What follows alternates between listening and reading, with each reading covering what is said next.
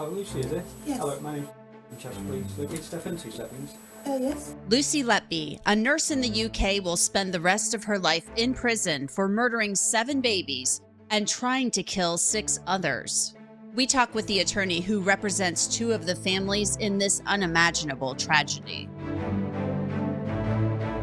Welcome to Law and Crime's Sidebar Podcast. I'm Angenette Levy. Lucy Letby's job was to care for babies who were born prematurely in a hospital in the UK. Babies, of course, are defenseless. They can do nothing for themselves, and they certainly cannot protect themselves. The judge presiding over Letby's case said she did something that bordered on sadism. A jury found Letby guilty of killing 7 premature babies and trying to kill 6 others by injecting the sick babies' IV lines with air, poisoning some with insulin, and force-feeding others with milk. This happened, according to testimony, over the course of a year from June 2015 to June of 2016. Letby spoke to police back in 2018. They told me that there had been a lot more deaths and that I'd been linked to somebody that was there for a lot of them. Did you have any concerns that there was a rise in the mortality rate? Yes. Okay, so tell me about that. What concerns did you have? I think we'd all just noticed as a team in general, the nursing staff, that this was a rise compared to previous years. The jury deliberated for 22 days before reaching a verdict. Here's Cheshire Police Detective Chief Inspector Nicola Evans following the verdict. This has been a long and emotional journey for all of the families involved in this case. I speak on behalf of the entire prosecution team when I say that all of their babies will forever be in our hearts. I would like to thank all of the families in this case for their exceptional resilience and strength throughout this entire investigation. Cheshire Police collected writings from Letby. One said, "Hate," and "I am evil. I did this." After killing the babies, testimony revealed Letby sometimes cried and even made keepsakes for the parents and dressed the babies for their funerals. The impact of this on the parents of the babies is almost indescribable. Sentencing remarks to the court said Letby specifically targeted twins and triplets and that her actions were premeditated and that she harmed the babies when other staff were on breaks. Then the statement says she would often stalk the families afterward on Facebook, searching their profiles. Letby refused to attend her sentencing for the crimes, and under UK law, there was really nothing the judge could do about it. He could not force her to attend or send a feed of the hearing into her cell. The judge who presided over Lucy Letby's case, Mr. Justice Goss, had some harsh words for her. Take a listen. There was a deep malevolence bordering on sadism in your actions. During the course of this trial, you have coldly denied any responsibility for your wrongdoing and sought to attribute some fault to others. You have no remorse. There are no mitigating factors. Joining me to discuss this horrific, and I can't emphasize that enough, horrific case is Richard Scorer. He represents 2 families who had 3 children who were murdered by this nurse. Richard, welcome to Sidebar. Thank you so much for joining us. Good afternoon. First of all, how are the families doing, your clients? Well, this is obviously an utterly appalling and harrowing case, and I don't think parents who've lost children ever recover from that. And some of the detail of the impact on their lives was set out in the victim impact statements that were read in court, and I don't think I can really improve on those. Those did describe very powerfully the utter devastation caused by these murders and the appalling crimes of Lucy Letby. And I think those statements, in a sense, say everything that can be said about the impact on the families, or everything that they would want to say publicly, and obviously said in the sentencing hearing. But I think also it's important to understand that there remain many unanswered questions about this. We obviously know now through the criminal case that Letby was guilty of these crimes. That's been proved beyond reasonable doubt.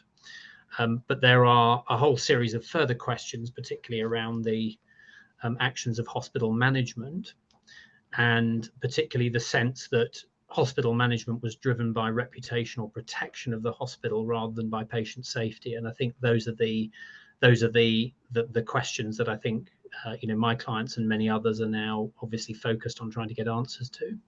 And how are you doing that? I've read some stories about how your clients were kind of waved off when they raised concerns. Tell me a little bit about that. Yeah, so I mean, after the death of their child, one of the families we represent had some correspondence from Ian Harvey, who was the medical director of the hospital at that time, and the correspondence indicated, although to be honest it was fairly vague, but it indicated that various investigations were being conducted, and it actually invited the family to make contact with Mr. Harvey, invited them to phone in and make contact and get more details. They tried to do that. They've told us that they tried to do that many times, but they were unable to get any response out of him. He never returned any of their calls, and it never arranged a meeting, although the letters made reference to the his wish to have a meeting, but none of that ever materialized. It's important to understand that the families we represent are very ordinary people, just normal families. They're not used to negotiating their way through an NHS bureaucracy, a health service bureaucracy, and medical terminology, particularly in circumstances where they've lost children in very traumatic circumstances. So the hospital has a responsibility in this situation to reach out and try to help them through this process, and that unfortunately, I'm afraid, is not what happened.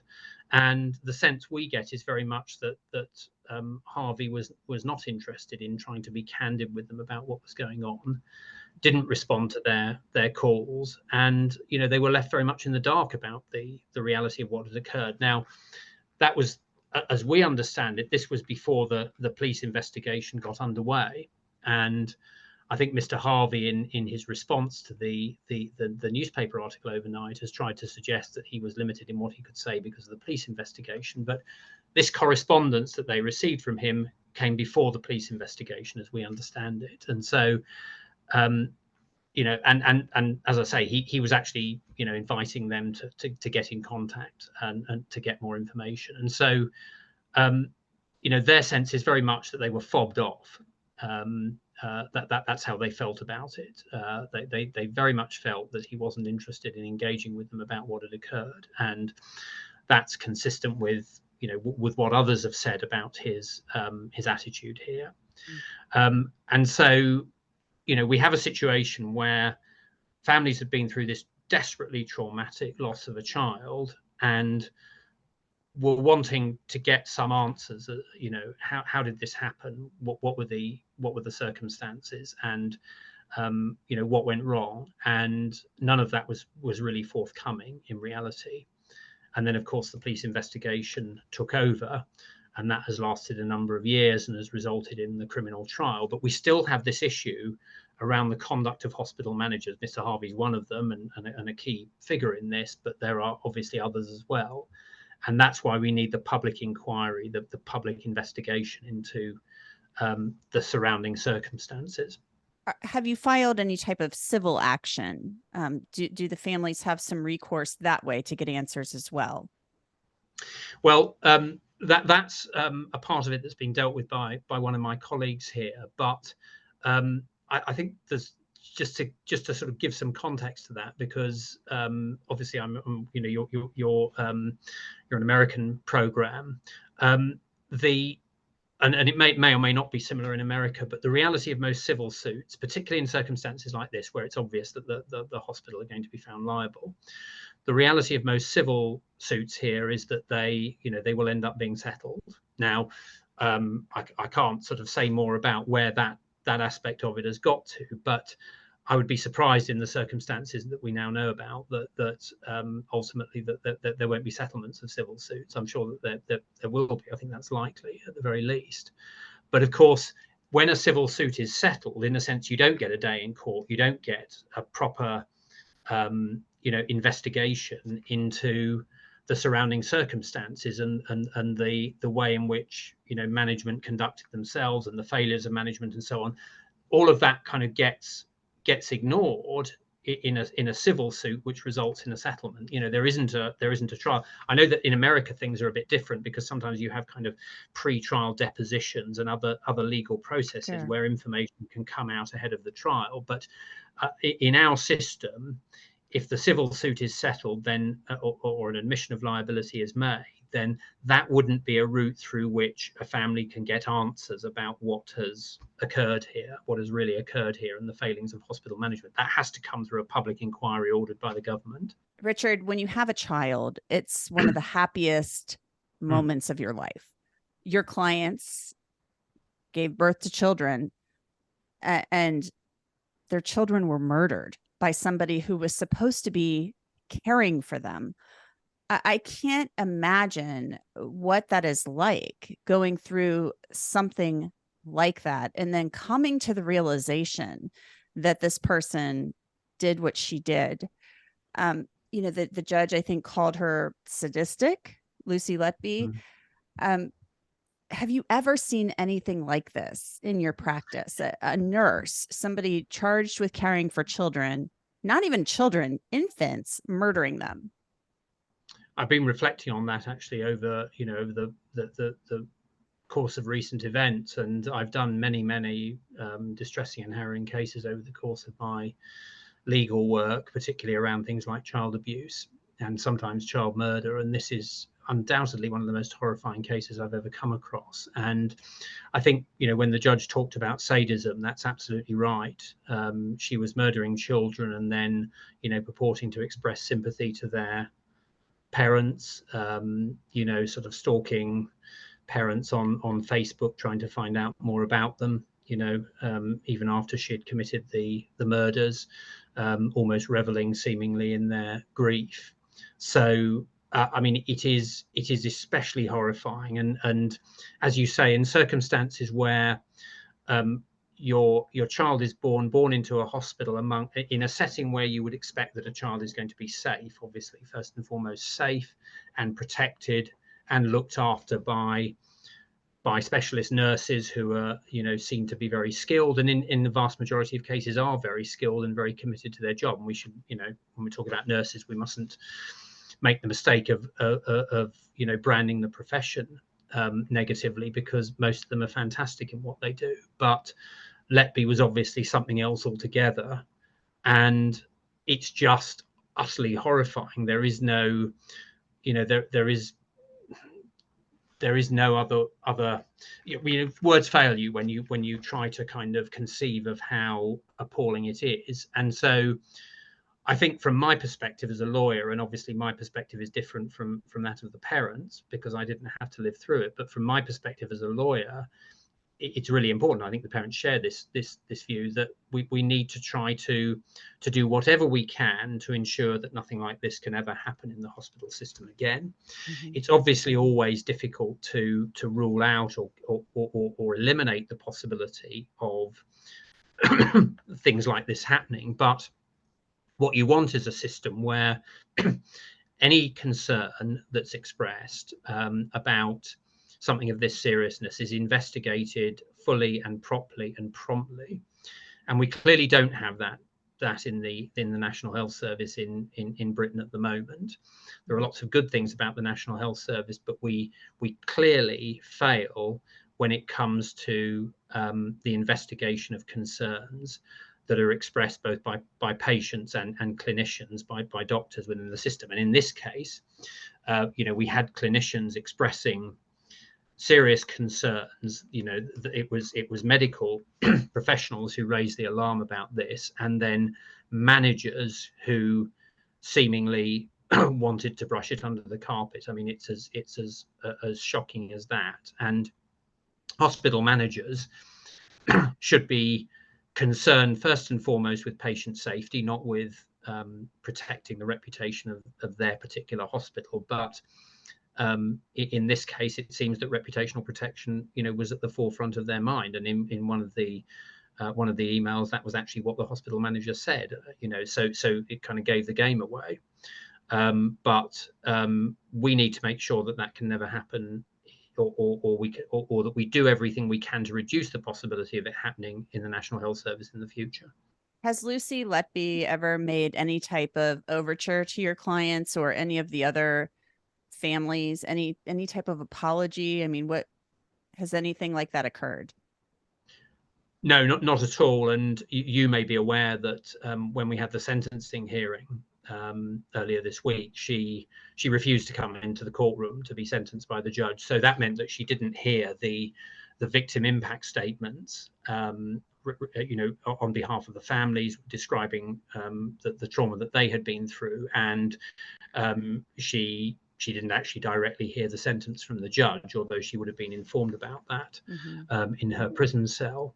And that refusal to appear was enormously insulting, actually. And I mean, I've over many years represented many victims of serious crime, and it's really important for justice and accountability that the defendant is present to hear the court hand down the sentence. I mean, some people have sort of expressed skepticism about the importance of this. It's actually really important for victims to have that part of the process. And it's very, very insulting when the defendant refuses to turn up. And we've had a bit of a debate in this country this week about how we need to change the law so that judges have the power to either force the defendant to come into the courtroom to hear the verdict, or have the power to require that the sentencing remarks are broadcast into the defendant's cell, or alternatively that other penalties could be applied to a defendant who doesn't attend the sentencing hearing. So, for example, you might have an additional period added onto the sentence, or you might lose prison privileges, or some kind of penalty of that kind. And I think there's a lot of public support for that. Some of my colleagues in the legal profession have expressed skepticism about it, but I personally think it's an important change and one that we need to see. It's shocking to me that she could actually say, I'm not going to my sentencing. As just a due process type of thing, I would think that the judge would be able to force her to, but obviously the laws over there are different. Yeah, and I don't know what the position is in America, but I mean, certainly here the judge was very clear that he didn't have the power to force her into the courtroom, and he obviously, was very frustrated that he was, having to address an empty dock. But that was the reality of it, and I do think that's something that really needs to change. As I say, it's a really important part of justice and accountability for victims that when those victim impact statements are read out, that the defendant is there to hear them, and then the defendant is there to hear the sentence and the judge's reasons for it. So the public inquiry will happen. Where else do you all go from here? I mean, these families will never heal from this. This is going to leave them scarred for the rest of their lives, but at least they will have their other children that they can love and enjoy. And I think that, as far as that's concerned, I think that, people rarely, if ever, get over the loss of a child. And I can't, I mean, I think that the families will deal with that in the ways that they can. And it will be, I'm sure, very, very difficult at times. I think that one of the things that is important, and as a lawyer, I kind of come back to the legal aspects of all of this, is that if we do have this public inquiry, when we're going to have an inquiry, the question is just what form it takes. But if we do have an inquiry, and that inquiry will make recommendations, we absolutely need to ensure that those recommendations are actually implemented. And we've been around this track before. We've had lots of public inquiries in Britain over the years. I've been involved in some of them. And in the medical sphere, where there have been failings in the National Health Service, often the inquiries that have happened have made recommendations, and then those recommendations have been left on the shelf and never implemented, which is really really just desperately poor. I mean, inquiries can be quite an expensive undertaking, and you have the state spending money on inquiries. The inquiry makes a set of recommendations, and then those recommendations are just ignored. And we've had that actually time and time again in the NHS, and within the health service, and previous scandals in the health service, we've had recommendations about whistleblowers and what needs to happen to support them. We've had recommendations about issues to do with hospital management, although I think we need to go further this time. But recommendations have been made in the past and not honoured, and that is something that really needs to change. I get quite frustrated as a lawyer who's worked over the years in quite a number of inquiries that we go through a process, we get all the examination of the evidence, we get recommendations, and then they're just left kind of unimplemented, and it's a really, really poor system. Well, Richard Score, thank you so much for joining us. We appreciate it, and we hope you'll come back sometime. Thank you. Pleasure. That's it for this edition of Law and Crime Sidebar Podcast. You can listen to and download Sidebar on Apple, Spotify, Google, and wherever else you get your podcasts.